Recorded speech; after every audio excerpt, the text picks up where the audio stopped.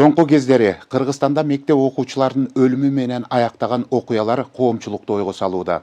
Бир айда эле мектеп эрекетчилигинин айынан 3 окуучунун өлүмү менен аяктаган каргаша орун алды. Алсак жакында эле Кант шаарында 2 мектеп окуучусунун ортосунда жаңжал чыгып, алардын бири оор жаракат алган. Жабырланган 10-класстын окуучусу тез арада ооруканага жаткырылган. Тилекке каршы ээсине келбей каза болду. Андан көп өтпөй эле Бишкектеги номер 72 орто мектептин 8-класстын окуучусу уур токмоктон каза болгону кабарланды. Ал арада кечээ күнү эле Ош областынын Кара Суу районундагы номер 39 орто мектепте 9-11 класстын окуучуларынын ортосунда чыр чыгып, анын кесепетинен 9-класстын окуучусу каза болуп отурат. Катар-катар жүз берген мектеп окуучуларынын өлүмүнөн кийин Билим берүү министри аталган 2 мектептин тең директорлору баштаган бир катар мугалимдерин жумуштан кетирди. Бирок аларды жумуштан четтетүү аркылуу мектеп эрекетчилигинен арылууга кепилдик барбы деген суроо ачык бойдон калууда. Анткени мындай каргаша коомчулукка жарыяланып, ар кандай талкууланып жаткан чакта кайрадан эле Баткен областында да өспүрүмдөр мушташып, бычакташууга чейин жетип, натыйжада бирөөсү оор абалда ооруканага жеткирилген. Деги эле мындай окуялардын өөрчүшүнө ким күнөөлүү? Мектеп мугалимдериби, же ата-энелерби, же күч органдарыбы? Айтор учурда коомчулук адаттагыдай күнөөлүүлөрдү издөө менен убара тартууда.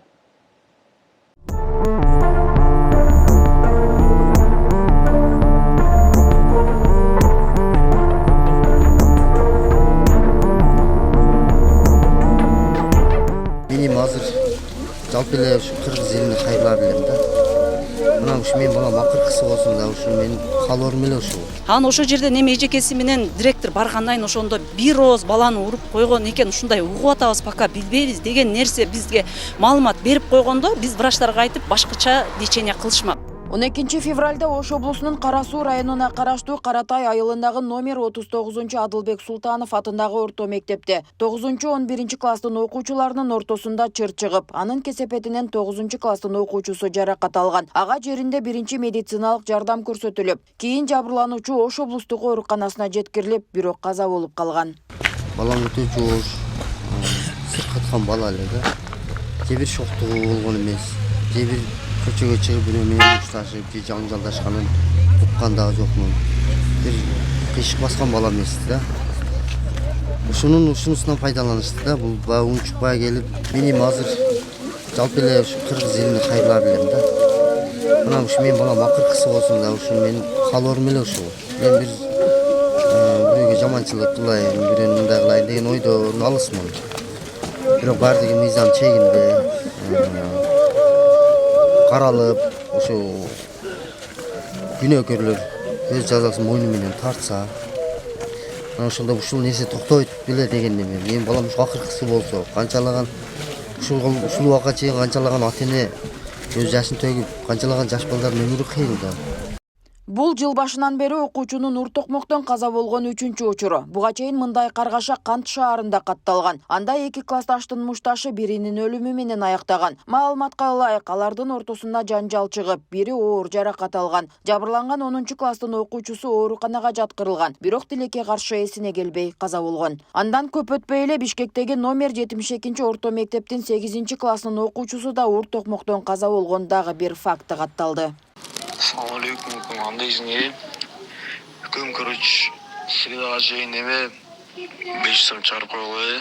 Өкүнүчтүүсү номер 72 мектепте орун алган окуянын чын бышыгы бала жерге берилгенден кийин ачыкталган. Ага чейин бала уур токмоктон кийин абалы оорлошконун ата-энеси дагы, дарыгерлер дагы байкашкан эмес. Окуучу бала жерге берилгенден кийин классташтары тарабынан анын сабалганы маалым болгон. Чүрпөсүн жерге берип, зарлап калган ата-эне болсо баарын билип туруп, билмексен болгон мугалимдерди да жоопко тартылыш керек дешүүдө. Биз ошол жерде 15 күн 4 февралга чейин баламдын оорусу менен чуркап, баш кагылып, аны кылып, дарыларын таап берип, аппараттарды таап берип, полный нерсеси табылып турду.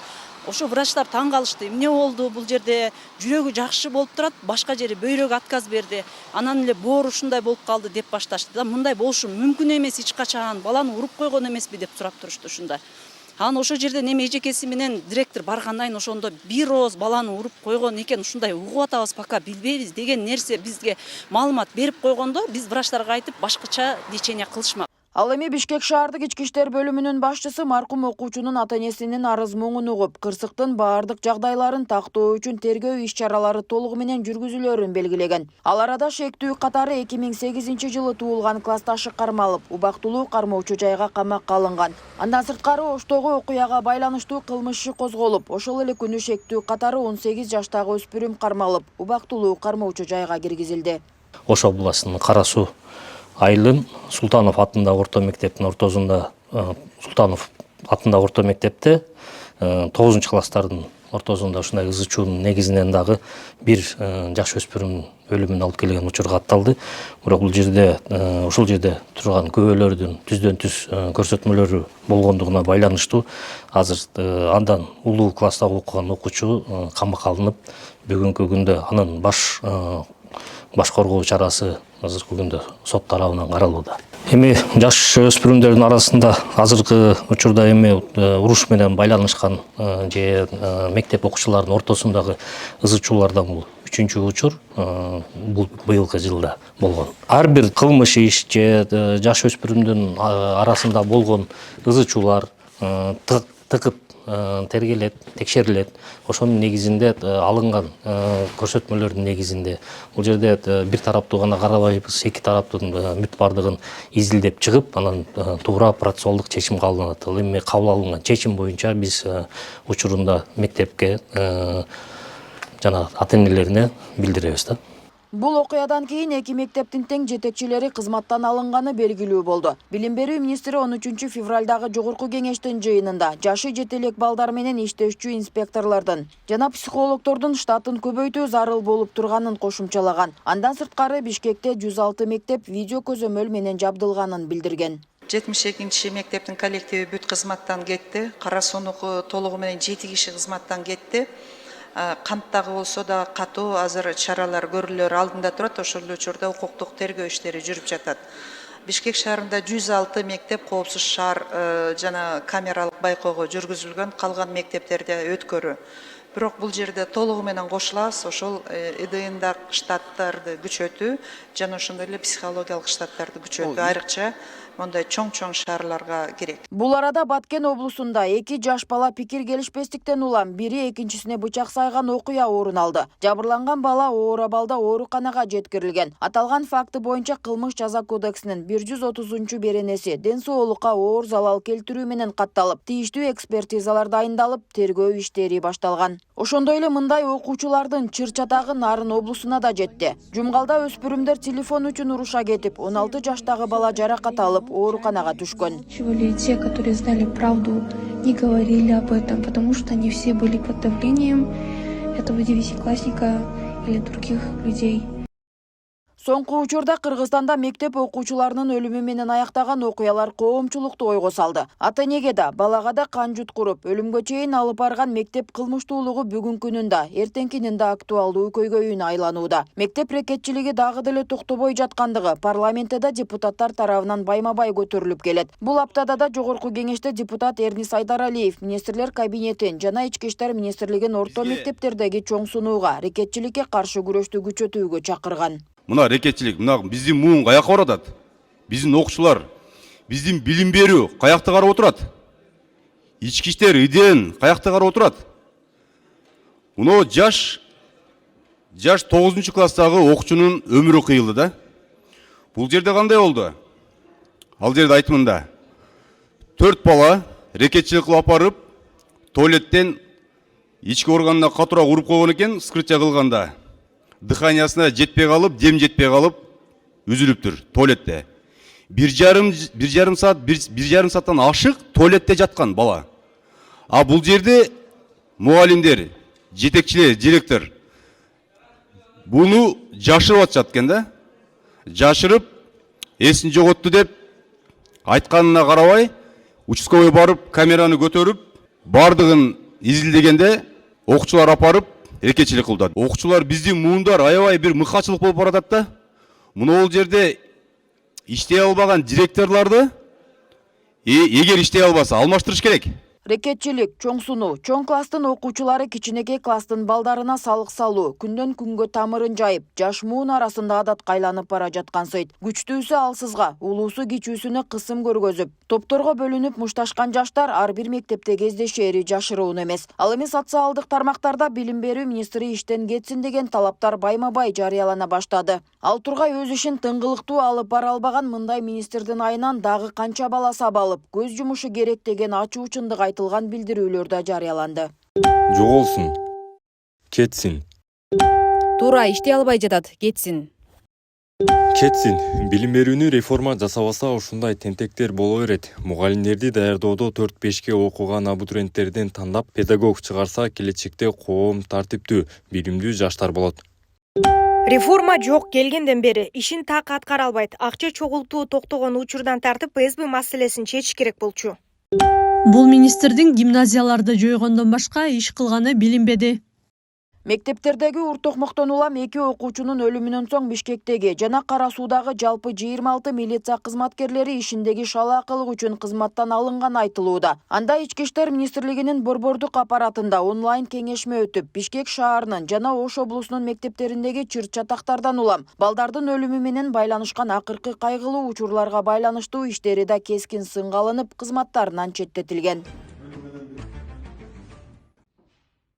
Деген менен азыркы тапта ата-эне мектеп жамааты болсо балдардын ата-энесин күнөөлөп, айтор коомчулук күнөөлүүлөрдү издөө менен убара. Ошол эле учурда мектепте чоң сунуп, балдардан салык жыйнап жүргөн окуучулардын ата-энелери дагы балдарынын жүрүм-турумуна көңүл бөлүп, көзөмөлгө алуу керектешет.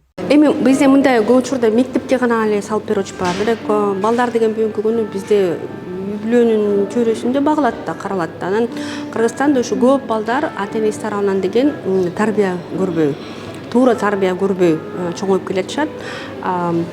Себеби деген ата-энелер деген азыркы ата-энелер алар өздөрү кантип баланы багыш керек экен, ошо ата-энелик функционалдык сабатсыздык болуп атат да. Себеп деген алар ушул тарбия маселесине, тарбия жагына деген көңүл бурбай келатышат. Ошон үчүн бүгүнкү күнү бир гана мектеп менен милицияга басымдык кылбай, бул биринчи заматта ушул эне, үй-бүлө, ата тарбиясына басымдык кылыш керек.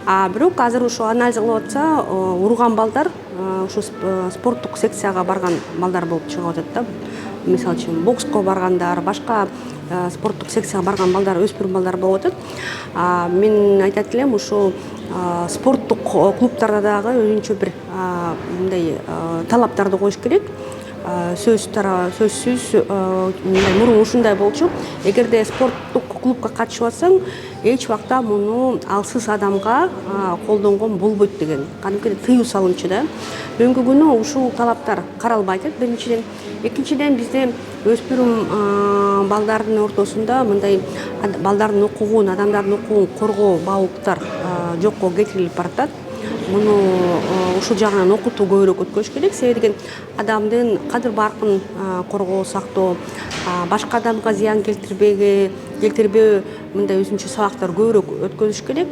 Андан тышкары ушул бизде мындай ушундай турмуш бизде романтизациялык болгон да, кинодой кылышы. Ал арада Кыргызстанда мектептерде жашы жетелектер менен иштөөчү инспекциянын кабинеттери ачылмай болду. Мындай чечимди Ички иштер министри Улан Ниязбеков менен билим берүү жана элим министри Доктургүл Кендирбаева жолугушуп, ушундай демилге кабыл алынды. Бул демилгенин алкагында ар бир мектепте өспүрүмдөрдүн иштеши боюнча кабинети ачылат. Мектеп окуучулары, ата-энелер жана мугалимдер үчүн инспекторлордун жеткиликтүүлүгүн жогорулатат. Конфликттик кырдаалга жол бербөө процессин тездетип, буллингти, зомбулукту жана мыйзамсыз иштерди аныктоого мүмкүндүк берери айтылууда.